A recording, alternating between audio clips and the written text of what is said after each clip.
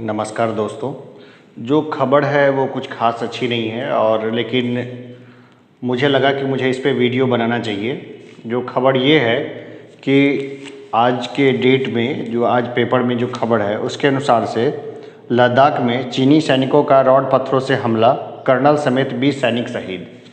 यानी कि हमारे जो 20 सैनिक हैं वो मारे जा चुके हैं अभी कारगिल लद्दाख क्षेत्र में मारे गए हैं। ये एक तरह से दूसरा कारगिल जैसा मामला है। तो यहाँ पर चीन ने हमारे 20 सैनिकों की हत्या कर दी है, क्योंकि ये लोग इस तरह से तैयार नहीं थे। ऐसे भी सीमा पर दोनों देशों के समझौते के तहत गोली चलाना जो है वो मना है, गोली नहीं चलाई जा सकती है भारत चीन सीमा पर। जब भी कुछ बात होती है तो धक्का मुक्की होती है और बस इतने तक ही वो बातें ख़त्म हो जाती है। यहाँ मैं ये बता दूँ कि चीन जो है वो कभी भी सीमा समझौता नहीं करता, नहीं ये चाहता है कि सीमा का डिमार्केशन जो सीमा जो है वो बजाते पूरा मार्क्ड हो जाए और डिफाइन हो जाए। चीन ऐसा नहीं कहता। चीन हमेशा बोलता है कि जो सीमा है, सीमा विवाद भविष्य के जनरेशन पे छोड़ देना चाहिए, यानी आने वाली जो पीढ़ी है वो इसका फैसला करे कि सीमा कहाँ से तय हो। तो चीन ऐसा क्यों करता है? तो देखिए, चीन की स्ट्रेटजी बहुत क्लियर है। चीन की जो अभी इकोनॉमी है वो है 14 ट्रिलियन डॉलर की। 14 यानी 14 ट्रिलियन डॉलर की इकोनॉमी है चीन की, और भारत की जो इकोनॉमी है वो 3 ट्रिलियन डॉलर से नीचे है। हमारी 5 ट्रिलियन डॉलर इकोनॉमी बनाने की हम लोग कोशिश कर रहे थे, लेकिन हमारी इकोनॉमी के साइज जो है वो 3 ट्रिलियन डॉलर से नीचे है। तो चीन को ये कॉन्फिडेंस है कि समय के साथ साथ जो चीन और मजबूत होता जाएगा, और समय के साथ साथ भारत थोड़ा कमज़ोर ही होगा, ऐसा चीन सोचता है। तो हमें चीन जो सोच रहा है वैसा नहीं हमें होने देना है। तो हम लोग उसके ऊपर में हम लोग चर्चा करेंगे। वैसे मैं बता दूं कि अगर बड़ा युद्ध होता है भारत और चीन के बीच में तो कौन जीतेगा, ये सवाल भी कई बार पूछा जाता है। तो मैं 2 चीज़ें बता दूं। एक तो ISBN और WMD। भारत और चीन दोनों के पास ISBN है, यानी इंटर स्टेट बैलिस्टिक मिसाइल्स, और WMD यानी weapons of mass destruction. ISBN यानी कि लंबी दूरी की मिसाइलें जो काफ़ी दूरी तक जाके मार करती हैं, उनके ऊपर कोई बड़ा कंट्रोल भी कोई देश नहीं कर सकता है। और दूसरा है परमाणु अस्त्र, दोनों के पास हैं। तो अगर बड़े स्केल पे युद्ध होता है तो वैसे कंडीशन में क्या होगा, जो बहुत बड़ी जन और धन की हानि होगी। तो ये जो विक्ट्री होगी ये पायरस विक्ट्री होगी, यानी कि होगी तो जीत, लेकिन दरअसल वो एक हार होगी। अगर आप किसी से जीत भी गए लेकिन अगर दोनों हाथ दोनों पैर ना रहे तो वो जीत का क्या मतलब है? इस तरह का वो विक्ट्री होगा। सबसे पहले तो हमें चीन जो है वैसे कैसे इतना मजबूत हो गया कि भारत के क्षेत्र में ऐसे घुसता जा रहा है, उसी समय में अपने आसपास चीन के साथ जितने बॉर्डर कंट्रीज हैं सबको वो धमका रहा है, सबको वो तंग कर रहा है। इंटरनल पॉलिटिक्स जो है वो तो उनकी है ही, लेकिन सबसे बड़ी उनकी जो ताकत है वो है वहाँ की इकोनॉमी। वहाँ का GDP जो चीन का है वो काफ़ी बड़ा है, और उस GDP के कारण चीन इतना ओवर कॉन्फिडेंस में रहता है, इतना ओवर कॉन्फिडेंस में कि सभी देशों को वो धमकाते रहता है। हम लोग अपने यहाँ की GDP में कैसे सुधार करें, इसके ऊपर अगर हम लोग प्रॉपर वे में सोचें तो हम लोग काफ़ी ज़्यादा इसको कंटेन कर सकते हैं। हमारे देखिए 20 सिपाही की हत्या कर दी है चीन ने, और वो मोबाइल फ़ोन भी हमें बेच रहा है, सिम कार्ड भी हमें बेच रहा है, हर चीज़, यानी पैसे भी हमसे ले रहा है और हमारे लोगों को मार भी रहा है।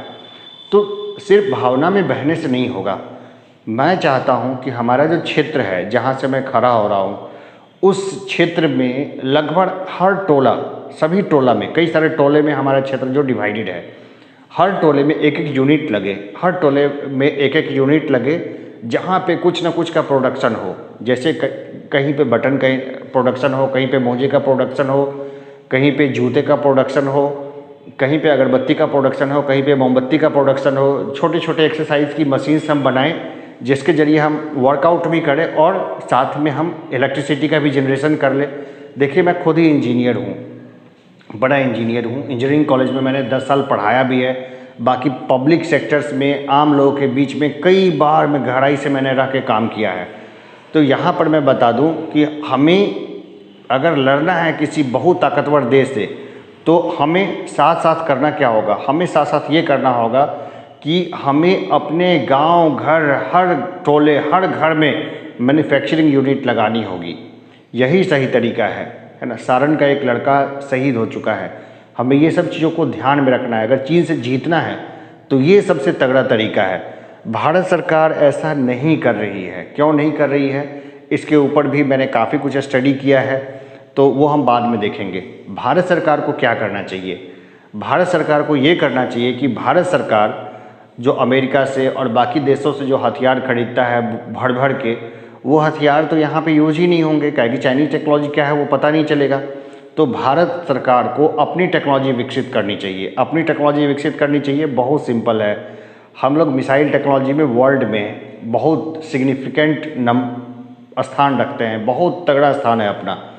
हमें अपनी टेक्नोलॉजी यानी अपनी मिसाइल टेक्नोलॉजी पे ही पूरा इन्वेस्ट करना चाहिए, ताकि हमारा मेक इन इंडिया भी हो जाएगा, वो टेक्नोलॉजी भी हमारी है।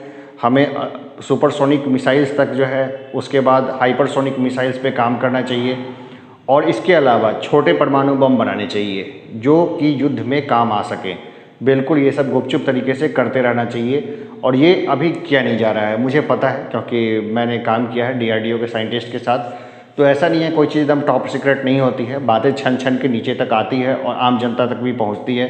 और मैं खुद ही, जैसे अभी तो मैं आपको जो बता रहा हूँ वीडियो के माध्यम से बता रहा हूँ, लेकिन जैसे मैं आपके पास आऊँगा तो कई सारी इन्फॉर्मेशन मेरे पास है, तो वो कहीं रिकॉर्डेड नहीं होगी, मैं आपको सीधा ही बताऊँगा। तो ये सब चीज़ें मैं बताता रहूँगा और ये रेगुलर वे में होगा। लेकिन अभी अगर हमें जीतना है तो हमें बस यही प्लान करना होगा कि मैन्युफैक्चरिंग हमें अपने यहाँ बैठानी होगी। भारत सरकार को बड़ा इन्वेस्टमेंट करना चाहिए था मैन्युफैक्चरिंग पर, और प्राइवेट कंपनीज है उसके कंपैरिजन में गवर्नमेंट की कंपनीज को उतारना चाहिए था। जैसे PSU थी हमारे यहाँ, बहुत कामयाब थी, PSU को ऐसे बेचना नहीं चाहिए था। लेकिन भारत सरकार डिसइन्वेस्टमेंट के जरिए जैसे जैसे PSU को बेच रही है वो गलत है, वो नहीं बेचना चाहिए, है ना। वो बहुत समय में उसको खड़ा किया गया है। BSNL को डूबने नहीं देना चाहिए, उसमें इन्वेस्ट करना चाहिए BSNL को, ताकि एयरटेल जियो जैसी कंपनी मनमानी करके आम जनता को इस तरह से लूटना ना शुरू कर दे। तो चलिए, ये सब बेसिक चीज़ें हैं, तो मैंने कोशिश की है कि आपको बताने के लिए, और बाकी मैं आपके पास फिर आता रहूँगा। अभी के लिए इतना ही। जय हिंद।